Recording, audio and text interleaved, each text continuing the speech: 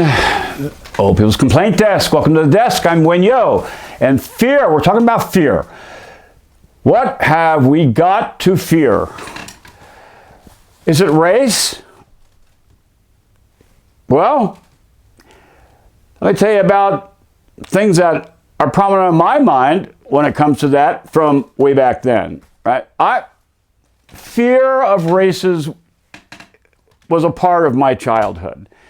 It was all over the place. You couldn't not get it. Now, the neighborhoods were such that there were a lot of people from different nationalities in the same place. We had all one thing in common, which was European. And it was back in the days when they had redlining districts, so they definitely had the white neighborhoods, the black neighborhoods, the old-time neighborhoods, the Italian neighborhood, you name it. Everybody had a neighborhood, right? And the agent steered you into your neighborhood. So where I was living, if I saw a black person walk the streets, that was different. Now, it was different in that they don't come up here. But we have to go there all the time because that's where downtown was and that's where school was. They were on the outskirts of the downtown.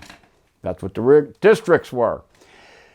Now, eventually, this is Newark, and we're talking pre-60s and then 60s, on and on. And what was then we had racial riots in 67, so it was a hot spot.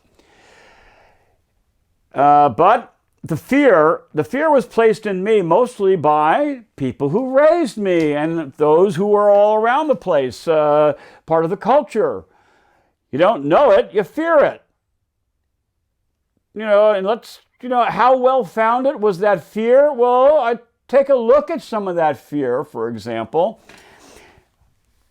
I used to have to travel to high school on the bus, past the neighborhoods, and past the Newark mosque or temple for black Muslims. And I remember passing it all the time because I saw them and there was an awful lot in the news going on with them, although I was too young and dumb stupid to really pay any attention to the news. But I listened to what people told me, and they're black Muslims with Malcolm X. My people were afraid of Malcolm X. And talking about the Muslims, I'm not going to go through any of that, but believe me, it's part of a dinner table conversation where you're worried about it, you're scared of it, you're afraid, especially of Malcolm X. Well, here we are on the other side of that which they gave me, right? They all gave us something, and now we're on the other side of life, and we have to formulate our own perspectives, opinions and models of what we want for this world and how we want to do it and all the rest of the stuff. So on this side of the fear, has anybody seen the movie Malcolm X with Denzel Washington? God, does that not give you a clue as to what Malcolm X really was about? And Muslims? I mean, come on. No alcohol, no this, that, the other thing, no bad behavior, criminal behavior. That's the idea, right? Muslims and Christians have an idea that society is based upon goodness. And the people who were with Malcolm X took it even further. They said, be of good character. So they put their money where their mouth was. They didn't drink. They didn't do a lot of things that were illicit. That's what I needed to be afraid of. That's what my grandmother was afraid of. They were afraid of that, deathly afraid, even though it made no sense and it wasn't going to impact us. And poof, now we're here. I'm looking back on that fear and no basis for that fear. So I do not fear that. There was a lot of fear. We did have a race riot in Newark. There were two. One before Martin Luther King was assassinated and one after, as an aftermath of that. People were pissed off. The one before that, I have 3 memories of that race riot in Newark. I'd go right past the neighborhoods on my way to school. I only Couldn't go after the sophomore year, though. So the school, I was transferred to a public school, which was right down the street. I liked it. Slacked all the way. So there's three things I remember about the race riots. One, my people got me out of town. They sent me down to the shore. We had relatives, family, great aunts and cousins who lived in the Jersey Shore, and whoop, I was down there, and I've talked to somebody, or I saw somebody who came down from up north, and it's like, what's going on? It's like, man, every time you see a car, it's a cop car, broken windows with 4 guys in it with shotguns. And that's even in our neighborhood. Yeah, really? Oh, man. That's the one thing. They got me out of town. The next thing, Fat Mandy. Mandy was a friend of my uncle's who was also a business associate, small sandwich shops. Hey, man, that's where your money is. It's all cash. And so my uncle and Mandy worked some stuff. Mandy was in the National Guard, and he was called up for the riots. And he explained to us, sitting on top of half track with a 50 caliber machine gun. Boom, boom, boom. That thing is so strong you can just see the building falling apart and coming down. It takes a whole brick and just throws them all over the place. That was Fat Mandy. He enjoyed the riots. He got paid extra. He got to shoot his 50 caliber machine gun. The other thing I remember, the third thing I remember about the riots, my classmate's father was a firefighter and he was killed. He was shot and killed. He was on a ladder trying to help people out of a building that was smoking, getting to go on fire, and he was shot. And of course, the fear and the anger, the son of a gun was going there to help and protect those people, and they killed him. It took 30 years to find out that my classmate's father was shot by a National Guardsman.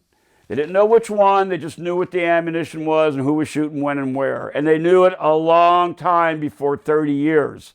It just took some fishing and some people passing away to pass on their stories for it all to come out. So 30 years later, a National Guard guy shot him. And look at all the fear and the anger that was drummed up over something that didn't happen the way it happened. And he shouldn't have gotten shot.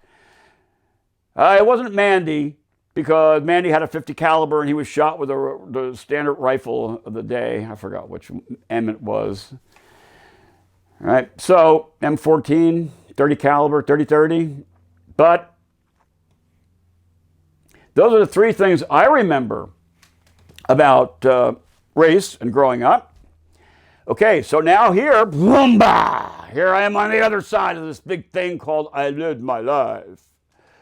My constructive life. And now I'm in my retirement. And just whose fear is it that did I have growing up at certain points regarding races and different colors? Whose fear was it? Was it mine? It's not just the history of Malcolm X that I read about. There was a lot of other experiences I've had to broaden my view and to sit down there and get an appreciation for people. So I now don't see a fear. I fear what is the persecution that is still going on, but I don't fear those who are persecuted.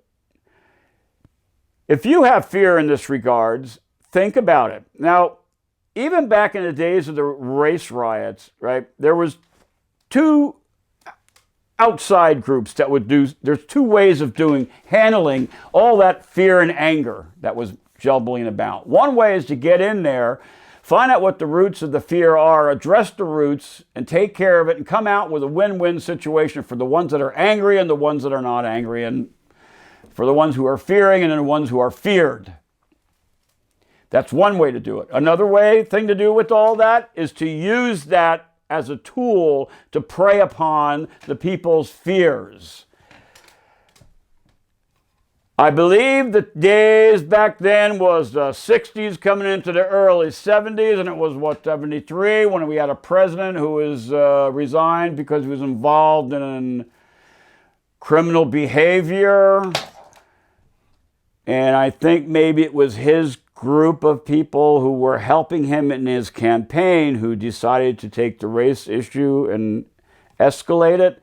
There is factual evidence in those regards, like somebody saying, we